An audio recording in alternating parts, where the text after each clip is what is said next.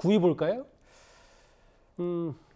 남편의 궤변. 표정이 저도 바뀔 수밖에 없는 이 얘기입니다.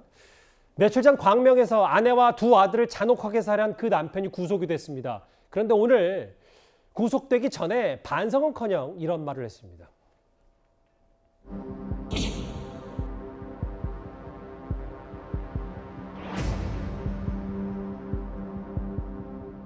두 아들과 아내 살해하신 거 안 미안한지 어떤 생각하시고 그렇게 하신 건지 제가 잘못한 거 맞습니다. 정확히 어떤 불화가 있었던 겁니까?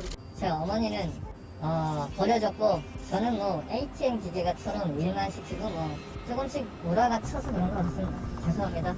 어머니 정확히 언제부터 계셨던 거예요? 사건 한 2, 3일 전부터입니다.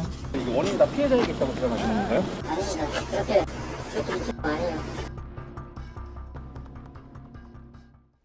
그에 따라서는 궤변이라고 하는 것도 좀 최소한의 비판 아닌지. 왜냐하면 ATM기처럼 일만 시켰다. 8년간 기억을 잃었다. 어떻게 본인 가족들을 다 살해해놓고 저런 말을 하는지요? 그렇죠. 그래서 기자가 그렇게 물어봤답니다. 혹시 이거 2차 가해하는 거 아니냐, 피해자 탓하는 거 아니냐라고 이야기하니까 그 부분에 대해서는 이야기를 하지 않았다고 하는데, 사실 보통 범죄를 저지르고 나오는 사람들의 그 말을 우리는 곧이곧대로 믿기는 어려운 부분이 분명히 있습니다. 예. 사실 어머니는 버려졌고 나는 ATM 그 일만 했다라고 하는데, 과연 그 부분은 충분히 사건을 조사하면서 밝혀질 수 있는 부분이고, 예. 만약에 저런 부분이 거짓이라고 드러난다면 분명히 이 부분도 양형 참작 사유에서는 형을 가중하는 사유로, 반성하지 않은 사유로 판단될 수 있다는 점 말씀드리도록 하겠습니다. 근데 이 부분이 꽤 여러 얘기들이 나오는 게, 이 사람 신상 공개 안 하는 이유에 대해서 가족 간 범죄고 2차 피해가 우려된다.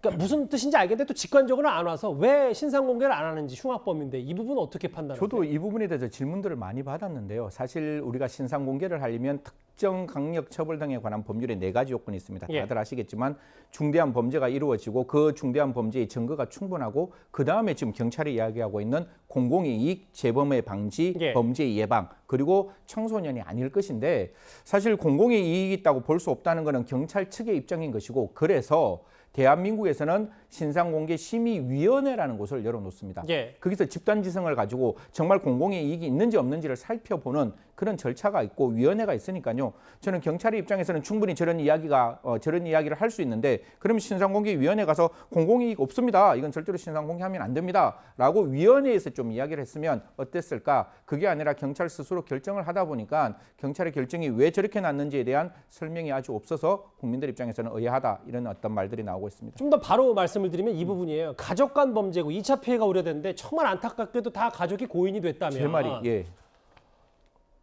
신상 공개를 굳이 이렇게 막는 이유처럼 보일 수도 있으니 그 부분 때문에 제가 다시 질문을 드리는 그렇죠. 거예요. 이게 사실 뭐 범죄 상황을 제가 좀 설명드리기엔 굉장히 좀 부적절해서, 그러니까 자녀 2명과 부인을 지금 사망했는 사건이고, 그 사망했다면 3명이 사망했는 사건, 분명히 사건이 중대하고 피해가 중대한 사건이고, 제가 봤을 때 그 재범의 방지를 위해서는 저는 그렇습니다. 그 공공이익이 필요하다라고 또 생각하고 있는 저와 같은 사람이 존재할 수 있으니까요. 예. 이 부분 때문에 신상공개심의위원회에서 그 판단을 해야 되는 것이고, 우리가 여러 가지 이야기를 했지만 그 신상공개가 경찰 스스로가 아니라 좀 그 신상공개위원회를 통해서 결정되었으면 한다는 말씀드리겠습니다. 세모자 살인 사건 얘기 9위였고요.